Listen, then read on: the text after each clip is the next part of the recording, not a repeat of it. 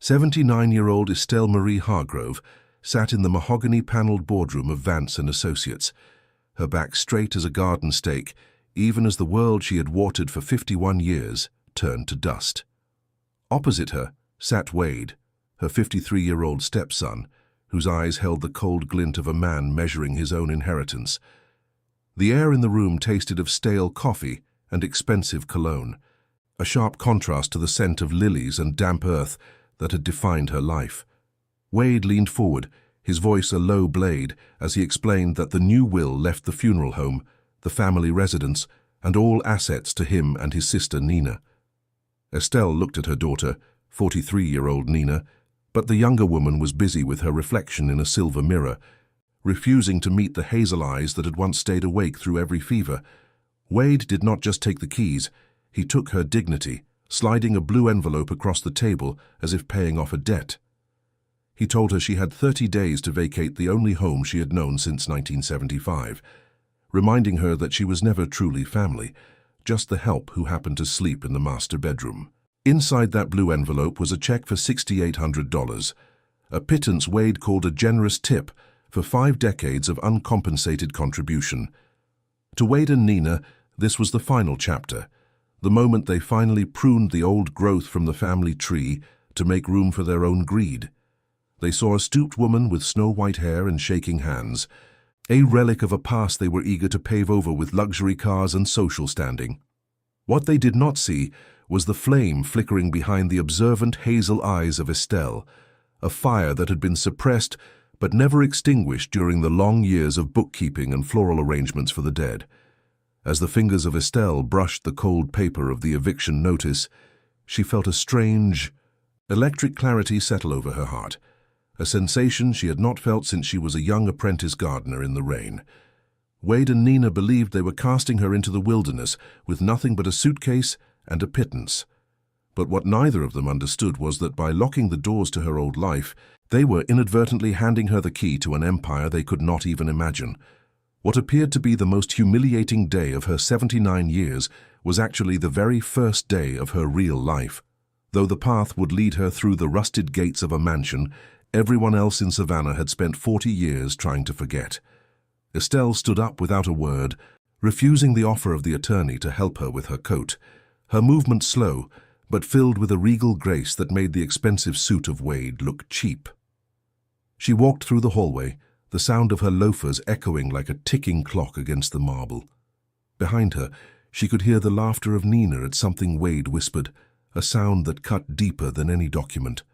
For 51 years, Estelle had been the invisible glue of the Hargrove legacy, waking at 5 in the morning to prep floral sprays and balancing ledgers until her eyes burned, all while her name was erased from every account.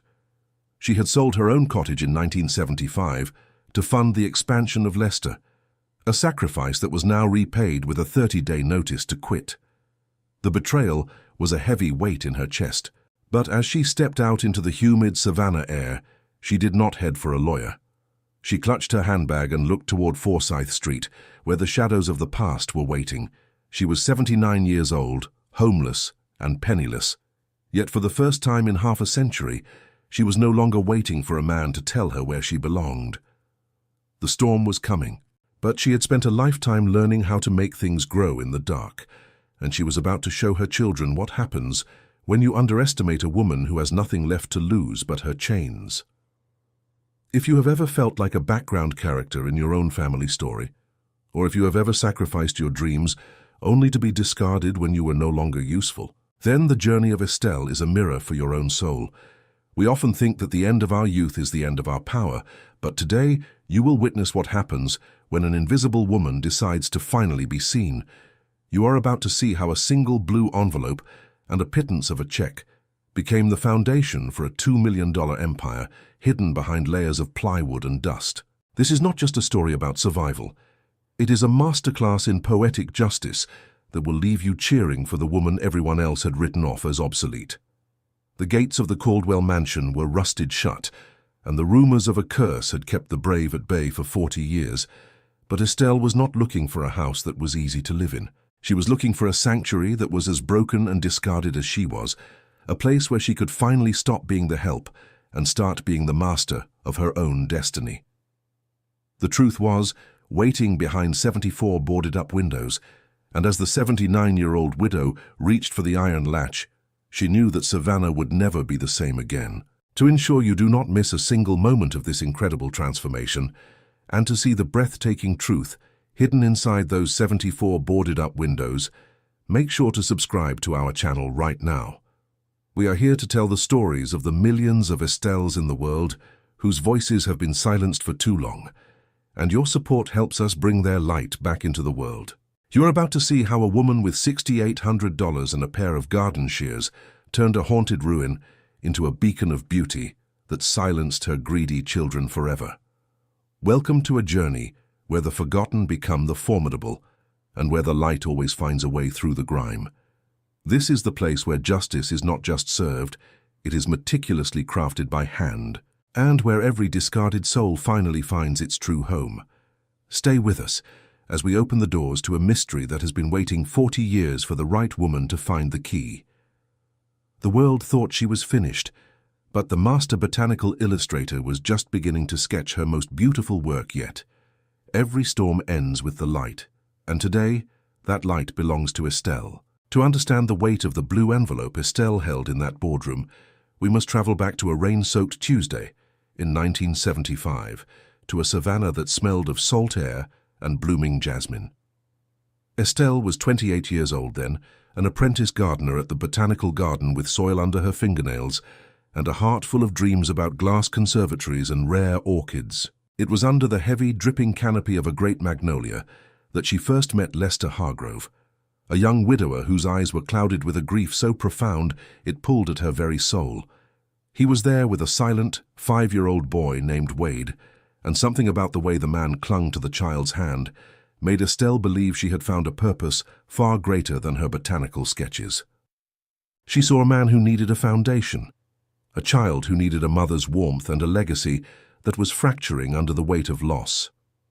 In her youthful idealism, she believed that love was a form of gardening, a patient process of tilling the soil and waiting for the bloom, never realizing that some hearts are made of stone that no amount of water can ever soften. By the spring of 1976, the first great sacrifice was made with a smile that Estelle would later look back on with a bitter sort of clarity.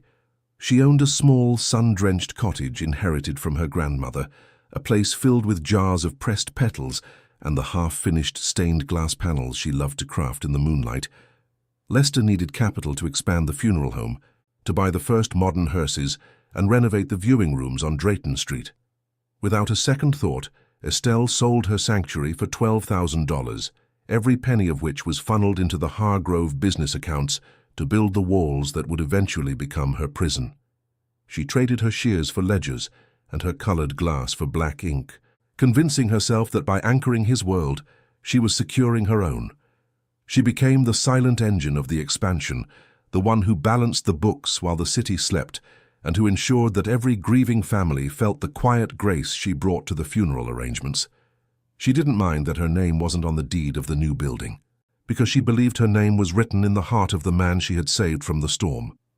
The routine of the next 51 years was a slow, rhythmic erosion of her identity, a steady drip of service that eventually smoothed away the edges of her own desires. Every morning for 5 decades, Estelle was awake by 5 o'clock, the floorboards creaking under her sensible loafers as she made her way to the prep room of the funeral home. She was the one who meticulously trimmed the stems of thousands of lilies, the one who arranged the floral sprays so they hid the sharp edges of the caskets, and the one who ensured the scent of death was always masked by the fragrance of forced spring. She spent 4 hours every afternoon bent over leather-bound ledgers, her eyes straining under the dim yellow light as she recorded every dollar that entered the Hargrove coffers. She prepared 3-course meals every night, mended Lester's suits while he snored in the armchair, and kept the silver polished until it reflected a face she barely recognized anymore. She was the invisible glue that held the legacy together, the woman who made everyone else's life beautiful, while her own dreams were packed into cardboard boxes and pushed into the darkest corners of the attic. Raising Wade was her first lesson in the cruelty of a heart that refuses to be claimed, a task she approached with a tenderness that was never reciprocated. She sat through every feverish night. She cheered at every baseball game where Lester was too busy to appear, and she tried to fill the void left by a mother he could barely remember. But even at 7 years old, Wade had a way of looking through her, as if she were a piece of functional furniture. A useful object that provided comfort but required no gratitude. He absorbed the subtle, growing coldness of his father, learning early on that women in the Hargrove house were valued for their utility rather than their personhood. Estelle would leave little sketches of birds and flowers in his lunchbox, hoping for a spark of connection, only to find them crumpled in the trash at the end of the day. She told herself he was just a grieving child, then a difficult teenager, then a stressed young man, making excuses for his arrogance until the excuses became the very walls of her own isolation. She was raising the man who would one day hand her an eviction notice, pouring her life force into a vessel that was already leaking with resentment. The birth of Nina in 1982 brought a flicker of hope that Estelle would finally have someone of her own blood to share the beauty she saw in the world. She imagined a daughter who would sit with her in the garden, someone to whom she could pass down the secrets of the stained glass and the language of the flowers she had been forced to speak in secret. But Lester's influence was a powerful shadow, and as Nina grew, she became an opportunistic mirror of her father's worst traits. She learned to use her mother's need for affection as a lever, manipulating Estelle for money, for childcare, or for the endless tasks she was too bored to perform herself. Nina didn't see a mother. She saw a resource, a safety net that would always be there to catch her whenever her own selfish choices led to a fall. By the time Nina was 20, she had mastered the art of the passive-aggressive sigh, a sound that told Estelle her sacrifices were expected, and her presence was merely a background noise to Nina's more important life. The daughter Estelle had prayed for became the second architect of her eventual ruin, a woman who would trade her mother's home for a 30% cut of a dead man's greed. The 10th year of the marriage marked the first official erasure, a cold winter afternoon when Lester informed her that he had removed her name from the joint checking account for her own protection. He spoke of the complexities of the funeral business, of the tax burdens she shouldn't have to worry her pretty head about, and of the need for a singular authority in the Hargrove household. Estelle felt a chill that had nothing to do with the Savannah wind, a sudden realization that the cottage she had sold and the decades of work she had given were now legally invisible. She didn't fight him, because Estelle was a woman who feared conflict more than she feared poverty, and she truly believed that Lester's strength was the only thing keeping the world from collapsing. She accepted a monthly allowance that she had to account for down to the last penny, a humiliating ritual that turned the master of the house into a petitioner for her own survival. She told herself that as long as the house was full of music and the garden was in bloom, the numbers on a bank statement didn't matter, ignoring the fact that she was becoming a ghost in a home she had literally built with her own inheritance. By the 25th anniversary, the silence in the house had become a physical weight, a thick layer of dust that no amount of polishing could ever remove. Lester had stopped acknowledging the date, spending the evening at the office with Wade and a team of lawyers, discussing expansions and trusts that Estelle was never invited to see. When she tried to bring him a slice of his favorite lemon cake, he would merely point at the door without looking up from the blueprints, treating her like a persistent clerk who had overstayed her shift. She began to find solace in the attic, where she kept her old botanical illustrations and a single cracked piece of ruby-red glass she had saved from her youth. She would sit there for hours in the dark, tracing the lines of her sketches with trembling fingers, remembering the woman who once knew how to make things grow in the light. She realized she had become a business asset, a line item under domestic maintenance that was depreciating with every passing year. Her only value was in the comfort she provided to others, a realization that made her feel as hollow as the empty caskets that lined the display room downstairs. It was during these lonely years that Estelle began to notice the strange inconsistencies in the funeral home's ledgers, signs of a secret life Lester was building behind her back. She would find receipts for properties on Forsyth Street that were never mentioned in the family dinners, and she processed deeds for names like Caldwell that seemed to trigger a sharp, defensive anger in Lester whenever she asked about them. There was one particular entry from 1982, the year Nina was born, involving a massive Victorian mansion that everyone said was cursed, a place Lester seemed obsessed with acquiring but never actually touched.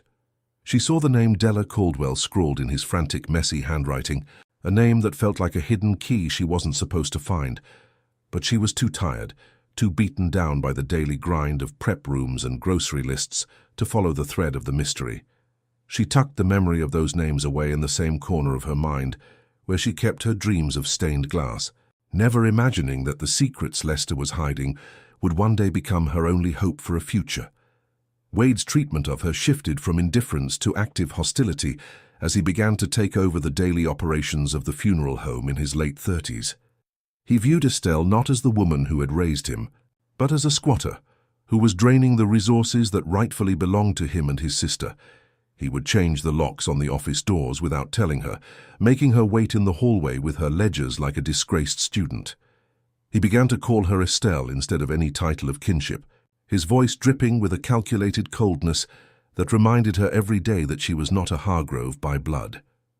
He would mock her pressed flower collections, calling them dusty trash that made the house smell like a museum, and he would openly discuss the sale of the family home while she was sitting right there at the dinner table. Wade was a man who saw the world in terms of square footage and liquid assets, and in his calculations, a 79-year-old stepmother was a liability that needed to be liquidated as quickly as possible. He was the one who whispered in Lester's ear during those final months, the one who orchestrated the new will that would erase her from the history of the house she had served for 50 years. Nina was more subtle in her cruelty, using the weapon of feigned concern to mask her absolute lack of loyalty to the woman who had given her everything. She would visit Estelle only when her own bank account was low, or when she needed someone to watch her children while she attended social functions Estelle was never invited to.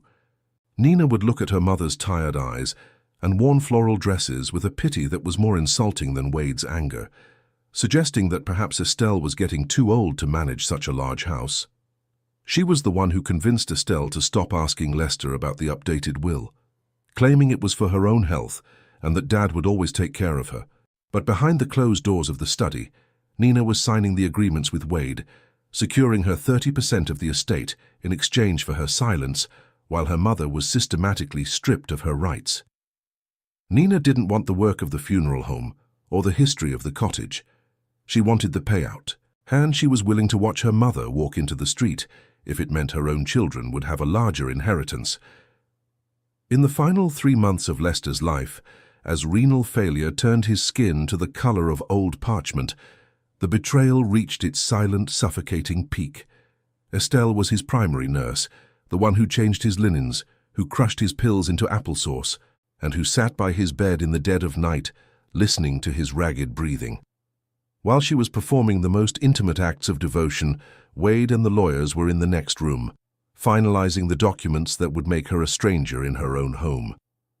Lester would look at her with eyes that were clouded by illness, but there was a flicker of something else there, a cold, calculating spark of a man who was making one last business deal to ensure his name lived on through his son, regardless of the cost to the woman beside him.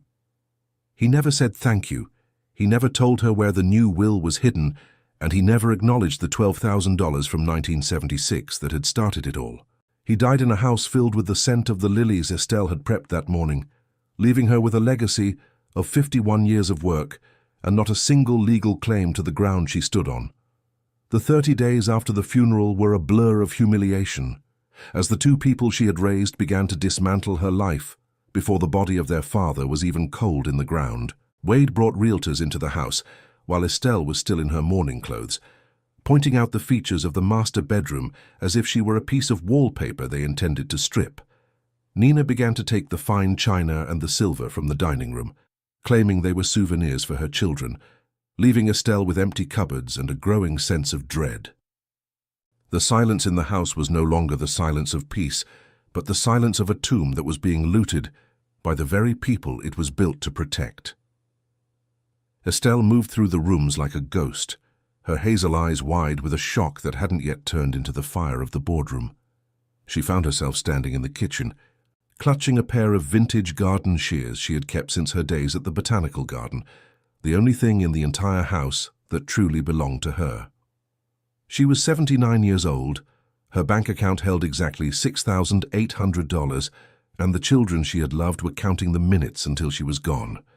The night before the meeting at Vance and Associates, Estelle sat in the dark of the attic one last time, looking at a dusty ledger she had pulled from a forgotten crate. In the back pages, she saw a name again, 1224 Forsyth Street, and a note about the Caldwell abandonment clause that Lester had underlined 3 times. She didn't understand the legalities then, but she felt a strange pull toward that address, a sense that the mansion everyone avoided was calling to the part of her that was already dead to the world. She realized that her greatest flaw had been her belief that if she made everyone else's world beautiful, her own would remain safe. She had spent 51 years building a garden for people who only wanted to pave it over, and now she was left with nothing but the soil under her fingernails and the memories of a woman who once knew how to make things bloom. As the moon hit the cracked ruby glass in her hand, she felt a tiny, sharp spark of the apprentice gardener she used to be, a woman who wasn't afraid of the rain or the thorns. The storm had finally broken her old life apart, but in the ruins of the Hargrove legacy, she was beginning to see the first faint outline of a path that led toward a house with 74 boarded-up windows.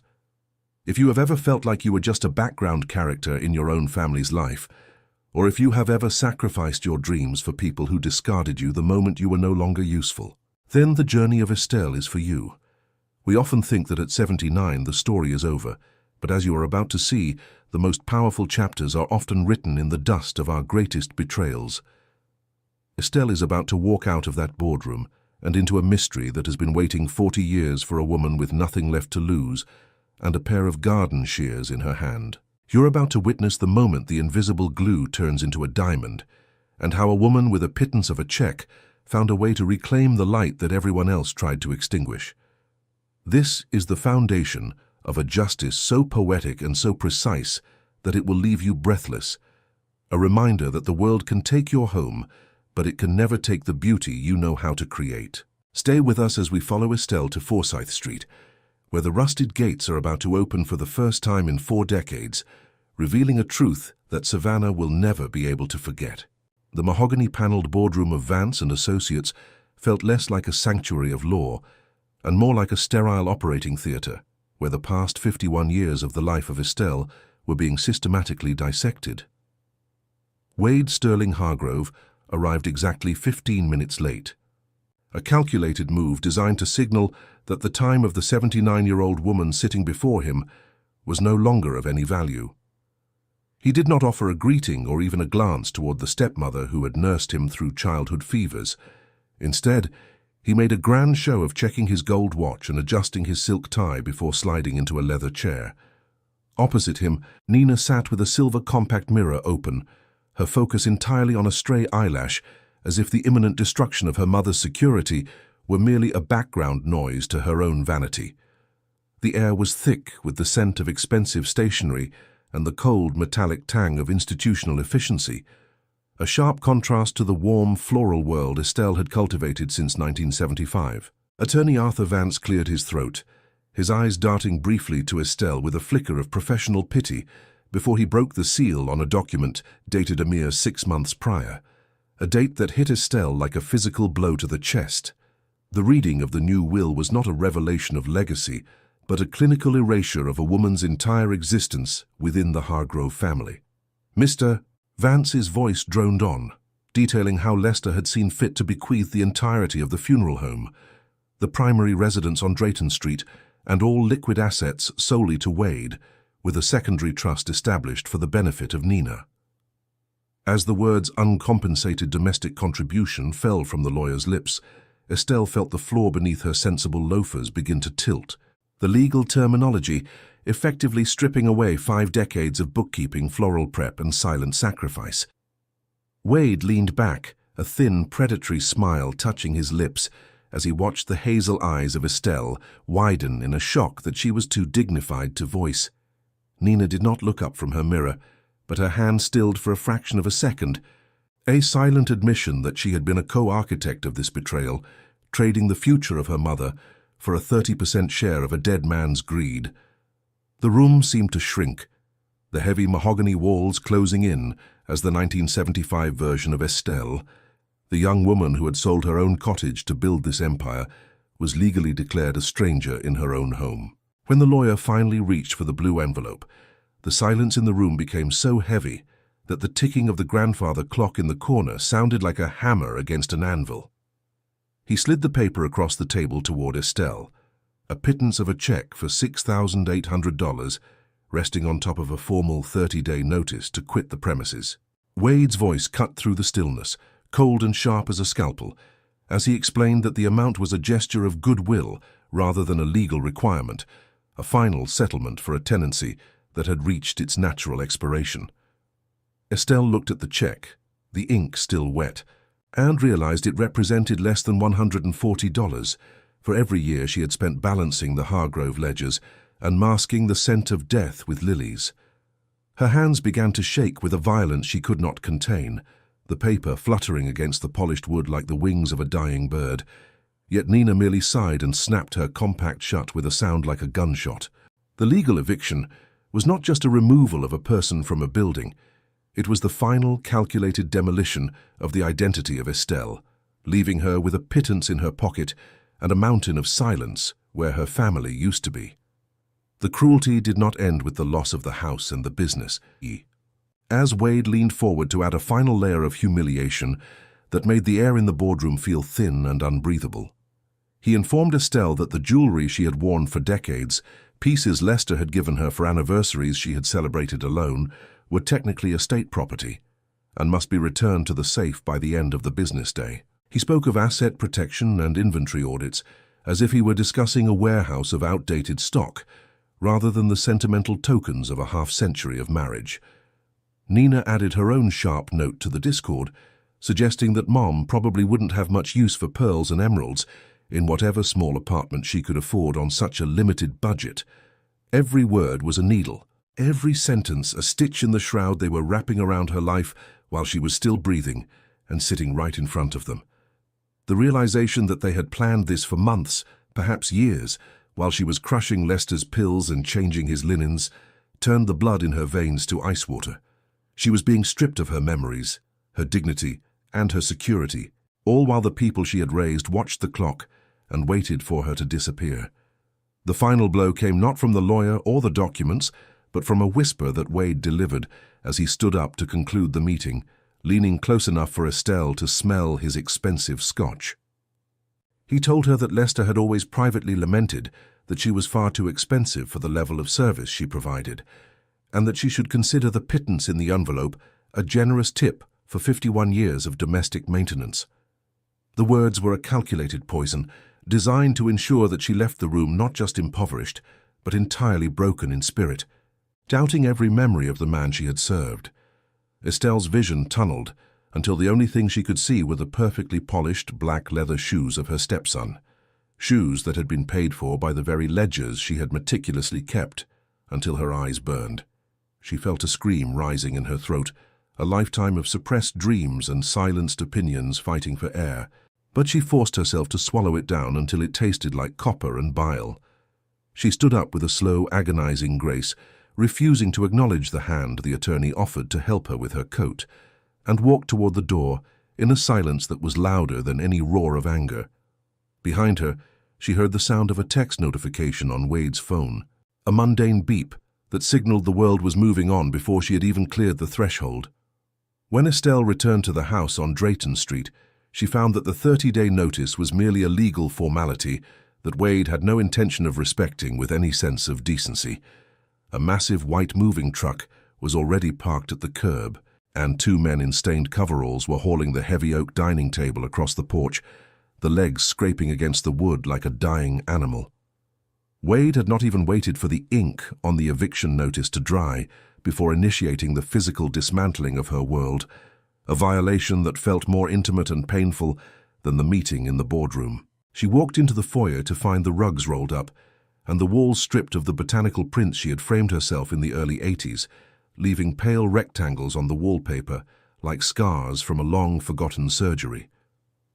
The movers ignored her completely, walking past her with boxes of her belongings as if she were a ghost haunting a house that had already found its new owners. She stood in the center of the kitchen, the room that had smelled of cinnamon and yeast for 50 years, and found it filled with the scent of stale sweat and the clinical dust of a renovation project. The home she had built with her own inheritance was being gutted before her eyes, and she was being treated as a minor inconvenience that needed to be moved out of the way of the progress of greed. The indignity escalated as the afternoon sun began to dip, bringing with it a parade of strangers that Wade had invited to participate in the scavenging of her life.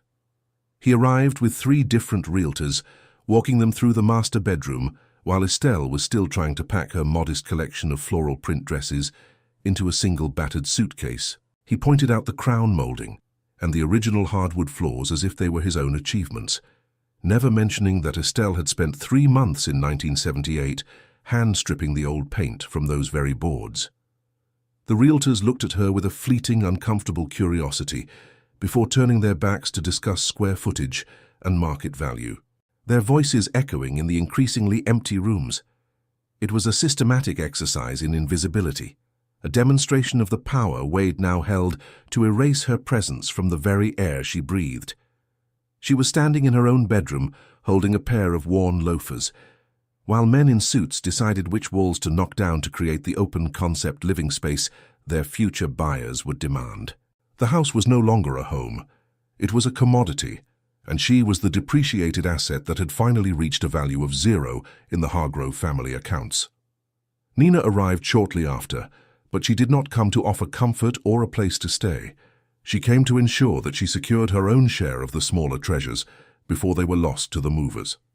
She spent the evening in the dining room, systematically wrapping the fine china and the heavy silver service in layers of newspaper, claiming they were essential souvenirs for her own children's future.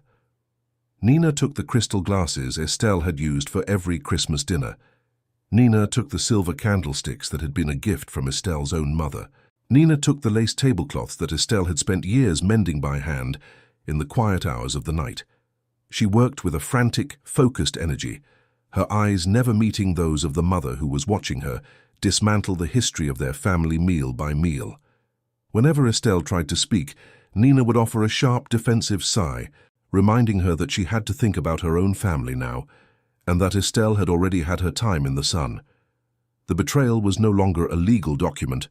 It was the sight of her own daughter packing away the remnants of their shared life, as if she were cleaning up after a particularly messy and unwelcome party. The most visceral blow to the heart of Estelle occurred just as the sun was setting, when she found Wade standing by the large green dumpster he had ordered to be placed in the driveway.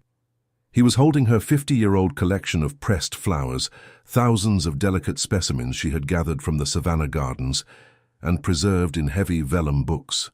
Before she could utter a single word of protest, he tossed the entire collection into the trash, calling it dusty, moth-eaten garbage that made the house smell like a funeral home and cluttered up the storage space. Estelle watched as 5 decades of her secret passion, the only part of her that had survived the marriage, hit the bottom of the bin with a muffled thud that sounded like the closing of a coffin lid.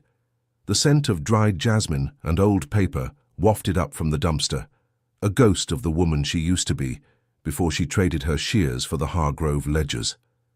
Wade looked at her with a cold, challenging stare, waiting for the break, waiting for the tears that would prove his dominance over the relic he was discarding. She did not cry, but the hazel in her eyes turned to a hard, flinty grey as she realized that there was no piece of her history that he considered worth saving. As the final days of her tenancy dwindled, the environment in the house became an intentional psychological war designed to drive her out before the 30-day deadline could expire.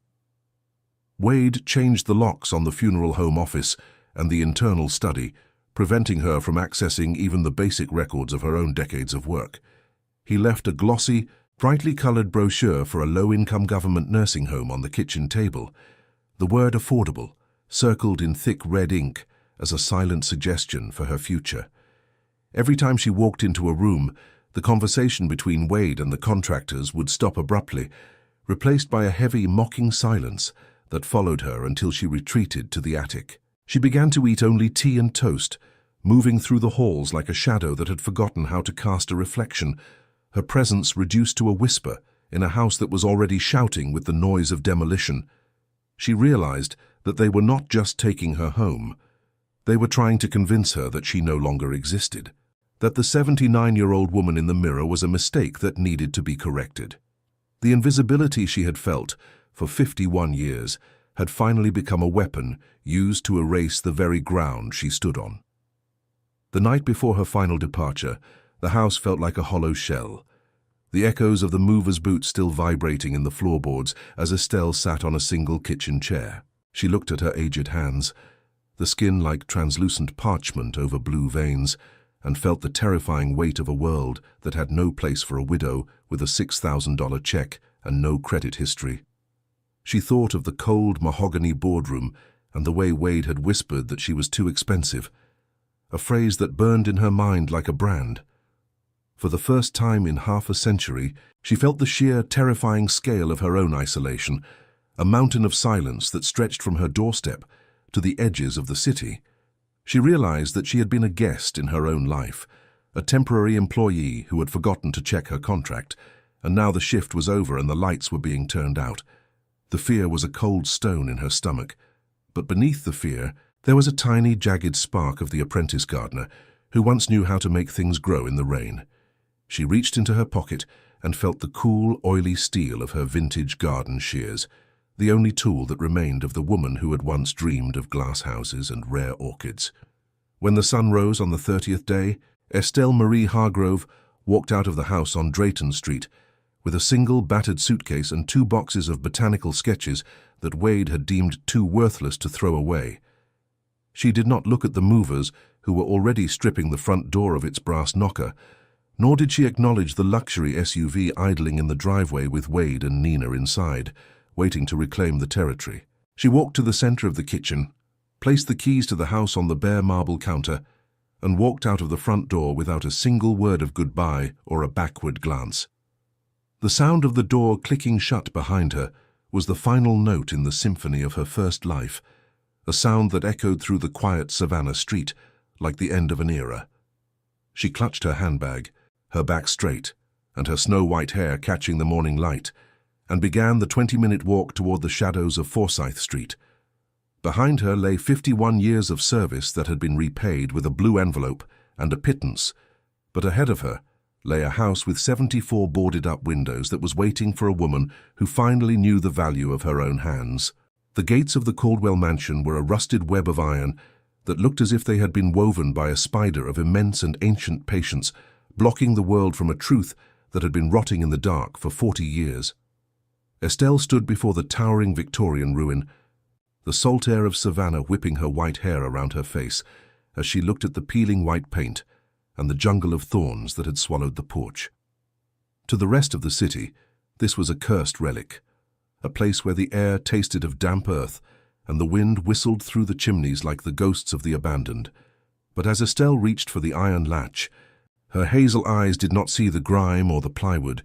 She saw a sanctuary that was as discarded and underestimated as she was. The world thought she was a broken woman seeking a place to die, but they did not know about the 1975 flame that was beginning to roar back to life in the chest of the 79-year-old widow. She was about to step into a mystery that would turn her $6,000 check into a diamond, and if you want to see how the light finally found its way back into her life, you cannot afford to miss what happens next. Stay with us as we pry back the first board and reveal the breathtaking secret that changed everything for the woman Savannah tried to forget. The walk from the house on Drayton Street toward Forsyth Street felt like a slow descent into a different century, a 20-minute journey where the modern, manicured world of the Savannah elite slowly dissolved into the overgrown shadows of the historic district. Estelle Marie Hargrove clutched her battered suitcase and the 2 boxes of sketches that remained of her life, her loafers clicking rhythmically against the uneven pavement in a sound that seemed to mark the final seconds of her existence as a Hargrove. Before we continue into the deep shadows of the Caldwell mansion, take a moment to look at your own journey and the people who walk beside you. Have you ever felt the ground beneath your feet suddenly vanish, leaving you to wonder if anyone would even notice if you simply disappeared into the dust? If you have ever felt like an invisible ghost in your own family story, Share this narrative with someone who needs to know that the end of a chapter is not the end of the book. We are at the midpoint of a transformation that many in Savannah thought was impossible, and your presence here is the fuel that keeps the light burning for every soul that has been discarded.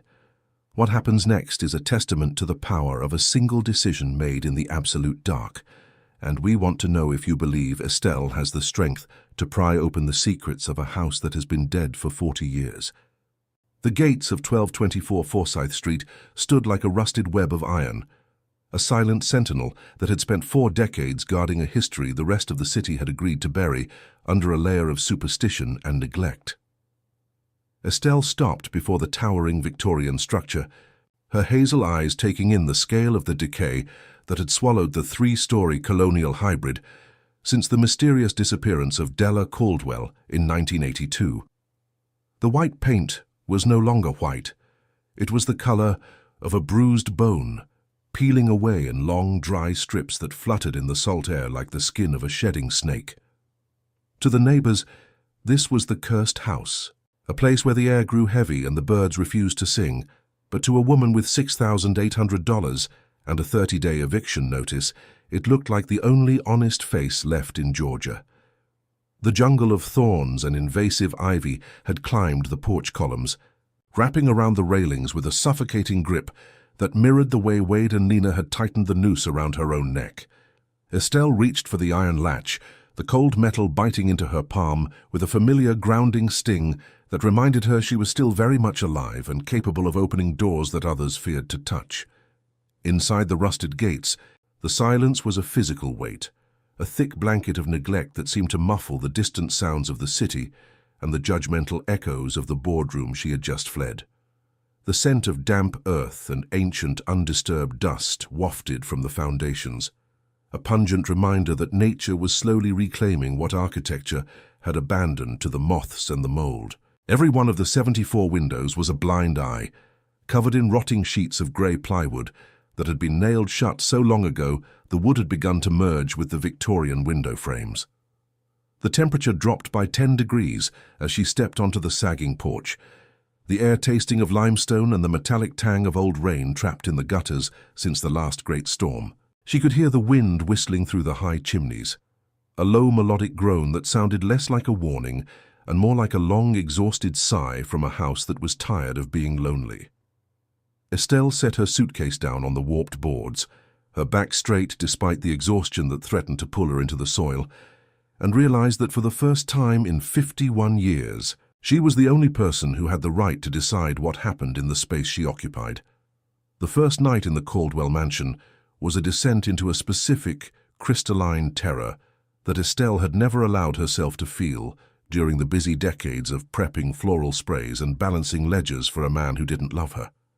She found a corner of the master library where the mahogany floorboards felt relatively solid, spreading her winter coat over the thick layer of dust to create a makeshift bed that offered no comfort to her 79-year-old bones.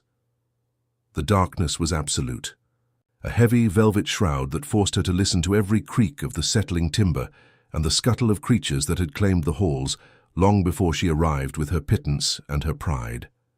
As the hours stretched toward midnight, the reality of her isolation hit her with the force of a physical blow, the image of Wade's polished shoes and the blue envelope dancing in the shadows of her mind like mocking ghosts. She realized she was a homeless widow in a cursed ruin, a woman who didn't know how to navigate a world that required credit scores and digital signatures instead of hard work and loyalty. She cried then, the sound of her own sobbing echoing through the empty library until her throat was dry and her eyes burned, a final necessary purging of the woman who had spent 51 years waiting for permission to exist. Between the fits of weeping and the shallow, fitful snatches of sleep, Estelle felt the weight of her own invisibility pressing down on her chest like a marble tombstone in her husband's display room. She thought of Nina, who was likely at that very moment sleeping on high thread count sheets in a room paid for by the systematic erasure of her own mother's life and legacy. She thought of Lester, the man she had served for half a century, and wondered if he had ever truly seen her as anything more than a useful piece of equipment that required occasional maintenance and very little praise. The fear was a cold, oily stone in her stomach, a primitive dread that she would die in this dusty corner, and that no one would find her until she was as much a part of the house as the rotting plywood and the ancient ivy. At 79, the world told her she was a finished story, a book that had been read and discarded on a shelf in a library. No one visited anymore. She clutched her handbag to her chest, feeling the hard edges of the vintage garden shears inside, the only tool she had managed to keep from a life that had been stripped away by lawyers and greed.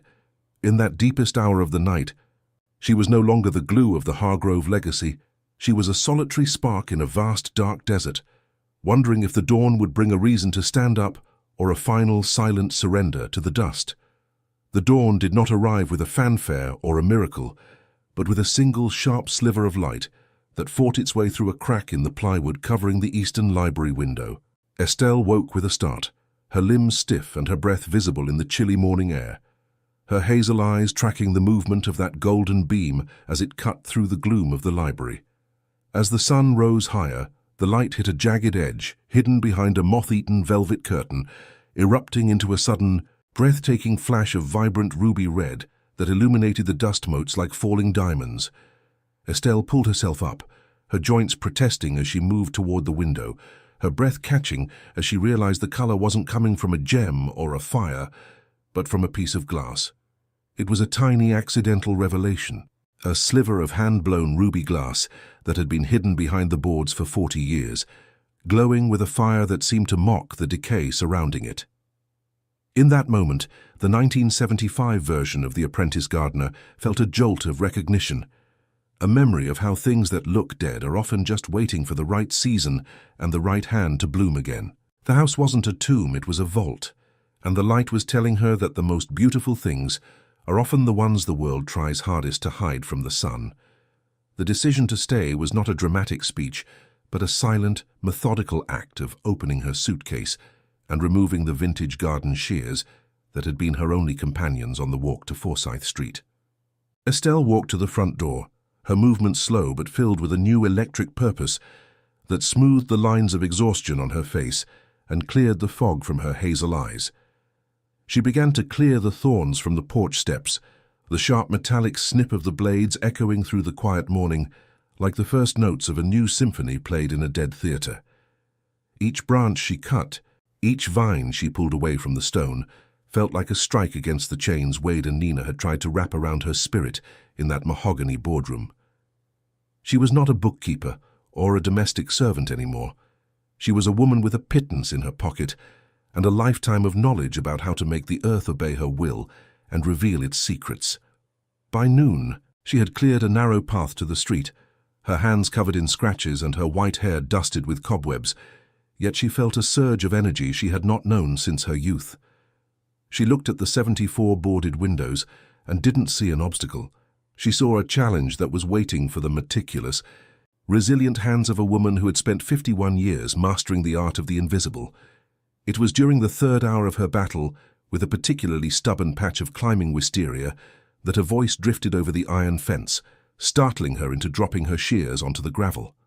A man stood there, 70 years old, with a weathered face and eyes that held the quiet, observant depth of someone who had spent a lifetime reading between the lines of history. He wore a faded canvas jacket and held a thermos of coffee as if it were a peace offering, his gaze moving from the cleared porch to the determined set of the jaw of Estelle.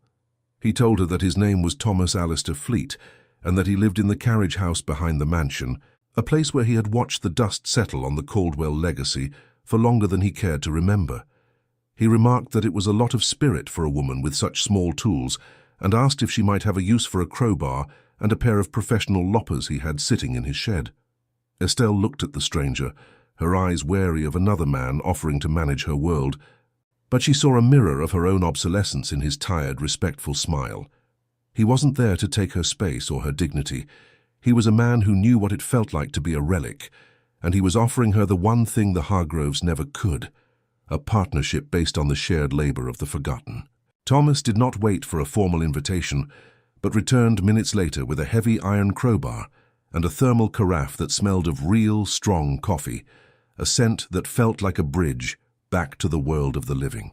He told her that he was a retired city archivist who had been bullied out of his job by younger colleagues who thought history was something you could just find on a computer screen without ever touching the paper.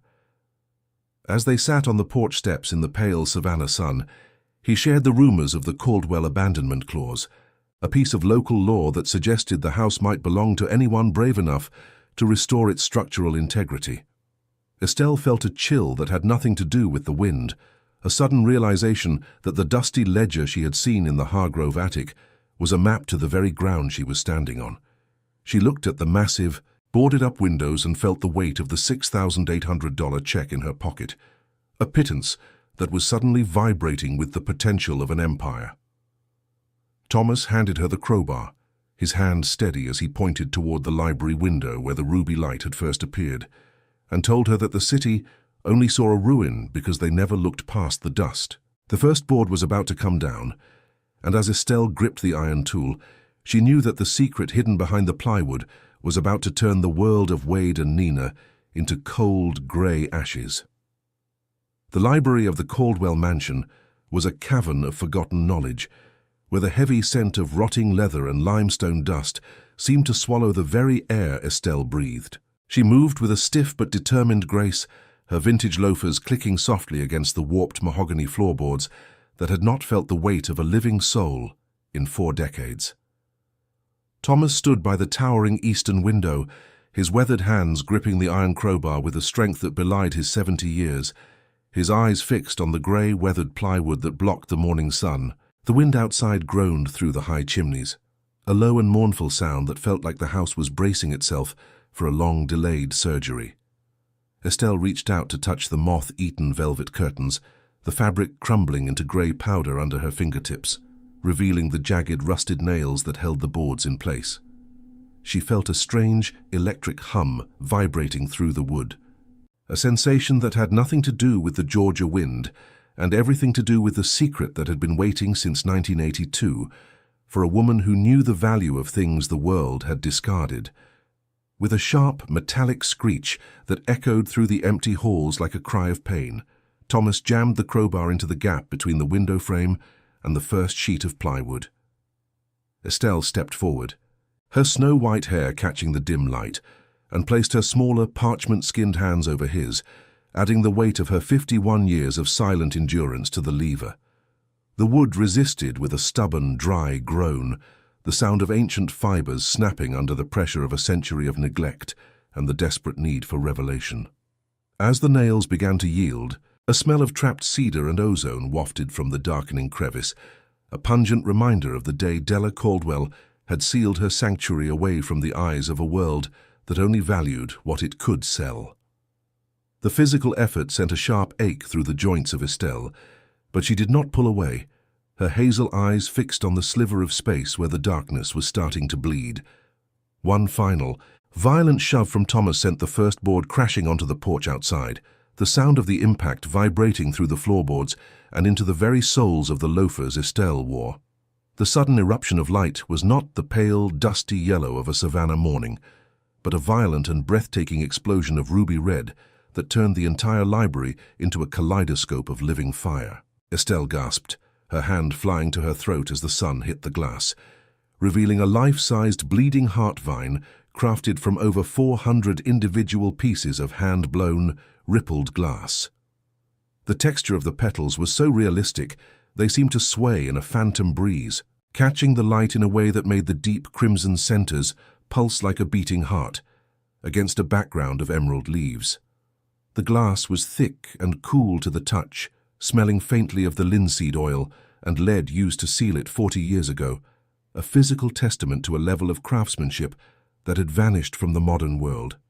It was a museum-grade masterpiece, a hidden treasure that had been protected by the very decay that had made the house a pariah to the neighbors. Estelle felt a jolt of recognition in her soul, a memory of the young apprentice gardener who once dreamed of making things bloom, and she realized that the ruby light was not just a color, but a promise of a beauty that could never be truly extinguished. As Thomas worked with a frantic, renewed energy to pry the remaining boards from the windows, the true scale of the Caldwell legacy began to reveal itself in a staggering display of color and light. There were 74 windows in total, each one a unique, handmade Della Caldwell original that depicted the rare botanical specimens of the Georgia coast with a precision that bordered on the divine. The library was transformed into a shimmering cathedral of violets, golds, and deep indigos, the light reflecting off the dust motes until they looked like a rain of diamonds falling through the stagnant air. Estelle walked from window to window, her shaking fingers tracing the leaded outlines of ghost orchids and ancient oaks, her breath hitching at the sheer, concentrated wealth hidden behind the rotting plywood. This was not just a collection of glass, it was an empire of art that the city of Savannah had assumed was lost to the creditors and the moths decades ago.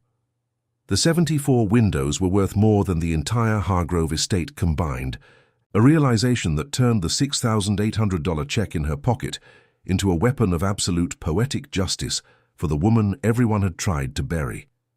In the midst of her awe, the toe of the loafer of Estelle caught on a loose mahogany floorboard beneath the heavy library table, producing a hollow metallic ring that cut through the sound of the falling boards. She knelt on the dusty floor, her joints protesting as she pried back a section of the wood to reveal a hidden compartment lined with cedar and a single notarized leather folder. Inside, she found the rescuer will of 1982, a document signed by Della Caldwell herself and witnessed by the very city council members Lester had once tried to impress. The paper was crisp and smelled of vanilla and old ink, its edges perfectly preserved in the darkness where no greedy hand could reach them to tear them apart. The document stipulated that the property could never be claimed by distant heirs or corporate interests, only by a self-funded conservator who possessed the vision to see the light and the means to pay the 5 years of back taxes. Estelle looked at the figure typed in bold black ink, $4,200, and felt a surge of electric clarity that made her heart race against her ribs. The pittance Wade had given her as a tip was the exact amount needed to claim the entire $2 million empire. A financial irony so precise, it felt like the hand of fate itself had written the check. The emotional core of the discovery lay beneath the legal documents, where a small silk-bound diary rested with the name Della scrawled in a delicate, trembling hand across the cover. Estelle opened the first page and felt a chill as she read the words of a woman who had also been a ghost in her own house, a master artist whose husband had forbidden her from ever signing her own work. Della wrote of her fear that the beauty she had created would be sold off piece by piece to pay for the debts of a man who never looked at the glass, and of her decision to nail the boards shut until a woman of equal spirit found the key. The diary was a confession of love for the light and a warning to the one who followed to never let the greed of men turn the sanctuary back into a tomb. To the woman who finds this, "You are the artist now," the entry from the final night read, "Bring the light back and let the world see what they tried to hide in the dark." Estelle felt the tears finally breaking through her stoicism, hot and heavy as they fell onto the parchment, because she realized she was not just reading a diary. She was reading her own life written 40 years before she was born. Thomas stood over her, his shadow long and thin against the glowing ruby glass of the Bleeding Heart window, his face transformed by a look of profound historical reverence that smoothed the lines of his 70 years. He reached down to help her up, his hand steady and warm, and told her that he had searched for the rescuer will for a decade in the city archives, never imagining it was hidden beneath the feet of the woman it was meant for.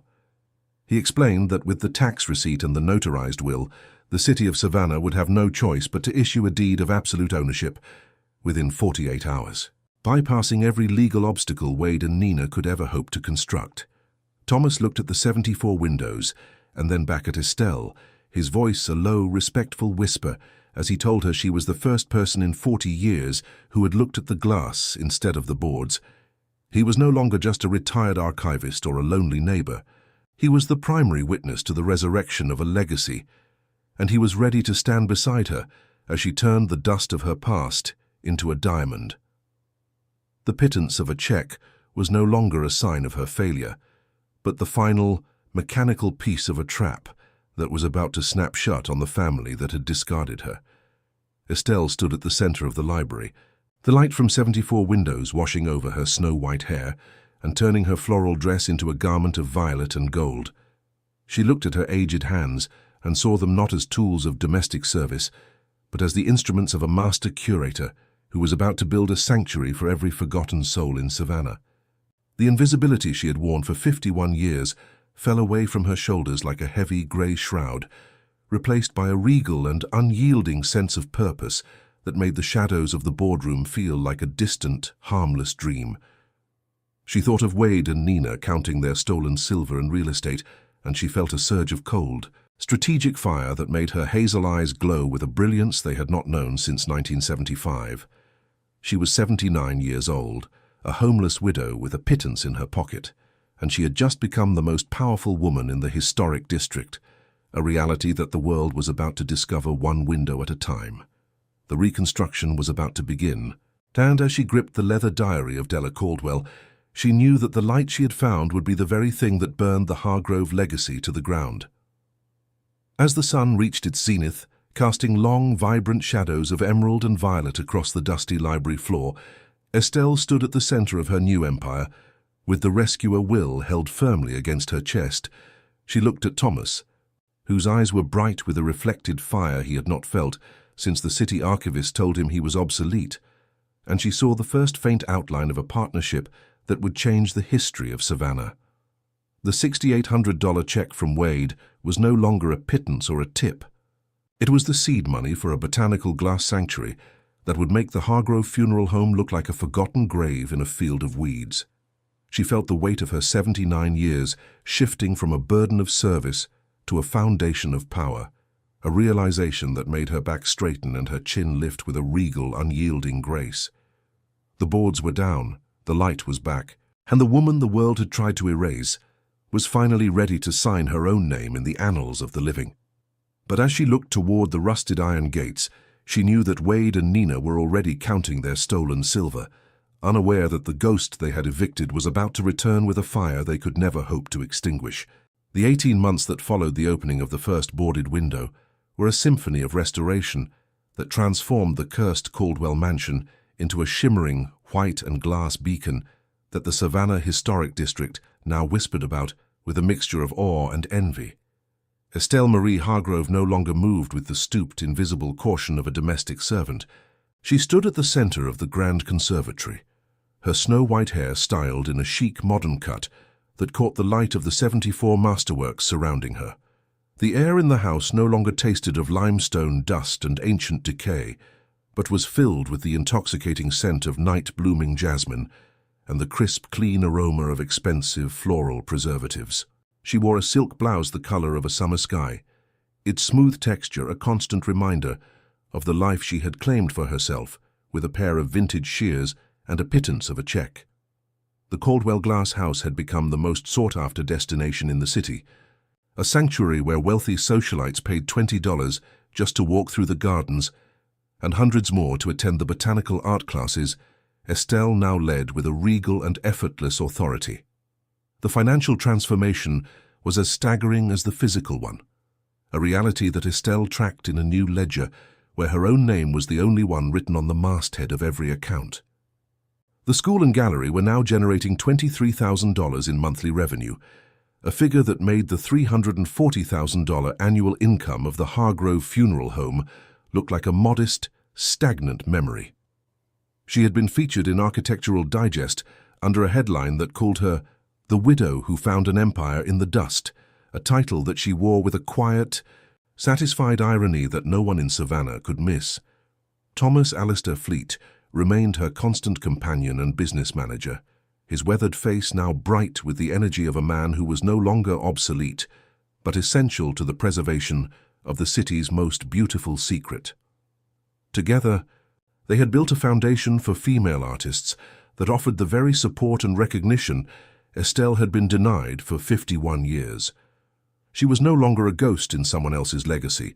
She was the architect of her own, a woman whose worth was finally measured by the magnitude of her vision rather than the depth of her silence. The SUV that pulled into the gravel driveway of the Caldwell Glass House on a humid Tuesday afternoon was a luxury model that looked out of place against the elegant, historic lines of the restored mansion. Wade and Nina stepped out into the salt air, but they did not move with the arrogance of the people who had dominated the mahogany boardroom 18 months prior. Wade's silk tie was slightly crooked, and his face held the sallow, frantic look of a man who had spent too many nights looking at red ink on a balance sheet he could no longer control. Nina walked beside him, her designer handbag clutched like a shield, her eyes darting toward the shimmering windows with a mixture of disbelief and a growing, desperate hunger. They stopped at the edge of the porch, the very place where Estelle had once slept on her coat in the dark, and were greeted not by a subservient widow, but by the sight of 20 wealthy students hanging on every word of a lecture Estelle was delivering with a calm, magnetic power. The shock on their faces was a physical thing, a jagged realization that the woman they had discarded was no longer the person they remembered, but someone far more formidable and entirely out of their reach. Wade waited until the students had dispersed before he stepped onto the porch, his voice forced into a tone of oily, feigned concern that Estelle recognized as his primary weapon of manipulation. He told her that they had been so worried about her health and safety, claiming that the silence of the past year had been a source of great pain for the family. He leaned in, his eyes scanning the opulent library, and mentioned that he had recently discovered a deed in the funeral home basement that suggested the Caldwell property was legally tied to the Hargrove estate. Wade spoke of the mansion as if it were a burden she should not have to manage alone at her age, suggesting that he and Nina were there to help her navigate the complexities of such a massive asset for her own protection. He was a man who still believed that a 79-year-old woman could be bullied into surrendering her territory if the right words of fear and false affection were used. He did not see the deed or the will. He saw a bank balance he desperately needed to replenish, and he was willing to use every lie in his repertoire to get his hands on the glass empire his stepmother had built from the ruins. Estelle did not interrupt his frantic, self-centered monologue, but instead adjusted the silk cuff of her blouse and looked at him with a silence that was more devastating than any shout of anger. She let the weight of his words hang in the air until they felt like the cheap, transparent lies they were, her hazel eyes fixed on his face with a clarity that made him stumble over his next sentence. She told him that he was not worried about her health. He was worried about the bank balance he had already depleted with his greed and his poor management of his father's legacy. She reminded him that she had spent 51 years making the world of Leicester beautiful while her own dreams were packed in boxes, and that she was spending the rest of her life ensuring that people like him were never allowed to touch her light again. Her voice was a low, melodic blade, cutting through his arrogance with a precision that left him speechless and visible, shaking in the midday sun. She was no longer the guest who had overstayed her tenancy. She was the master of the house, and the man standing before her was nothing more than a trespasser who had forgotten his place in the history of the woman he had tried to erase. Nina tried to interject with a manufactured sob, reaching for her mother's hand with a desperation that was more offensive than Wade's anger, but Estelle stepped back with a regal, unyielding grace. Nina whispered about the children's inheritance and how her mother had always been so generous, trying to trigger the guilt that had kept Estelle silent for 5 decades. Estelle handed her a single linen tissue and told her that crying was for those who had lost something, and that Nina had never actually had a claim to the beauty she was now trying to scavenge. She then produced a certified copy of the rescuer will and the notarized tax receipt from the city of Savannah, placing them on the porch railing with a finality that sounded like a gunshot. She informed them that the $6,800 check they had given her as a pittance was the exact amount used to buy the empire they were now envying, a financial irony that turned the face of Wade to a deep, bruised purple. She told them that they were now trespassers on private property, and that her security team had already been instructed to escort them from the premises if they did not leave within the next 60 seconds. The 2 security guards Estelle had hired, men whose presence was as quiet and solid as the mansion itself, stepped forward from the shadows of the foyer to stand behind their employer. Wade looked at the guards and then at the cold, clinical proof of his own defeat, his mouth opening and closing in a silent roar of impotent rage that made him look small and pathetic in his expensive suit. Nina did not try to argue further. She simply turned and walked toward the SUV, her head down and her designer bag suddenly looking like a heavy, useless weight in her hands. They left in a cloud of gravel dust and the sound of a luxury engine struggling against the heat, a departure that was as loud and desperate as their arrival had been calculated and arrogant.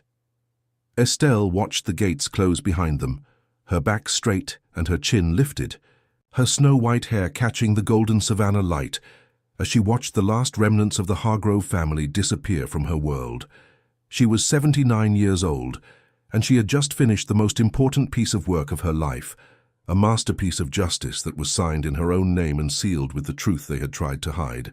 The news of how Wade had treated his stepmother spread through the close-knit circles of Savannah like a wildfire through dry pine, turning his name into a synonym for betrayal and greed. Families who had used the Hargrove funeral home for generations suddenly found reasons to take their business elsewhere, refusing to entrust their loved ones to a man who would rob the woman who had raised him. The annual revenue of the business plummeted from $340,000 to a mere $40,000, a financial collapse that left Wade drowning in the debts he had intended to pay off with the mansion he could not touch. He was forced to sell the family home on Drayton Street to satisfy his creditors, the very house from which he had evicted Estelle with such cold and calculated efficiency. He ended up living in a cramped, two-bedroom apartment on the outskirts of the city, a man who had wanted absolute control over a legacy and ended up with nothing but the bitter memory of a $6,800 check that had built his stepmother's empire. The ironies of his downfall were specific and mechanical, a poetic justice that stripped him of his status, his home and his pride in the exact order he had tried to take them from the widow. Nina's life unraveled with a similar, relentless precision as the 30% inheritance she had gambled her mother's security for turned into a legal nightmare of lawsuits and broken promises. Her husband, a man who valued social standing and liquid assets above all else, filed for divorce when he realized that the Hargrove wealth was a crumbling ruin rather than a financial salvation. The socialite friends who had filled her afternoons with empty laughter and expensive lunches disappeared the moment she could no longer afford the dues or the champagne, leaving her broke and isolated in a city that had a very long memory for family betrayal. In a final, humiliating reversal of fate, Nina was forced to beg for a position at the Caldwell Glass House, realizing that her mother was the only person who would still offer her a lifeline. Estelle refused to give her a single dollar of inheritance, but offered her a job at the reception desk, the same invisible and unappreciated labor Estelle had performed for 51 years. Nina now spends her days answering phones and booking tours for the woman she once called a guest, a silent witness to a beauty she could have shared if she had only chosen loyalty over greed. When the gates were finally locked and the last student had departed for the evening, Estelle Marie Hargrove walked back into the master library, where the ruby light of the Bleeding Heart window was beginning to fade into the soft violets of twilight. She sat in the heavy mahogany chair that had once been her makeshift bed in the dark, and Thomas appeared in the doorway with 2 cups of steaming jasmine tea and a look of quiet, profound pride. He did not speak, knowing that some moments are too heavy for words, but simply set the tea on the table and rested his hand briefly on her shoulder before retreating to his own quarters. Estelle looked at her aged hands, the skin now soft and smelling of lavender instead of lead and dust, and she felt the first hot, heavy tears of pure and unadulterated relief sliding down her face. She was not crying for the house she had lost, or the husband who had betrayed her, or the children who had discarded her like a piece of broken furniture. She was crying because for the first time in 79 years, she was at peace in a home she had built with her own strength and signed with her own name. The storm was over, the light was back, and the woman who was once invisible had finally found a mirror that reflected the truth of who she had always been. 2 years have passed since the morning the rusted gates of Forsyth Street finally yielded to the strength of a woman the world had tried to erase from its ledger. At 81 years old, Estelle Marie Hargrove no longer wakes to the sterile scent of formaldehyde and the heavy silence of a house that belonged to someone else.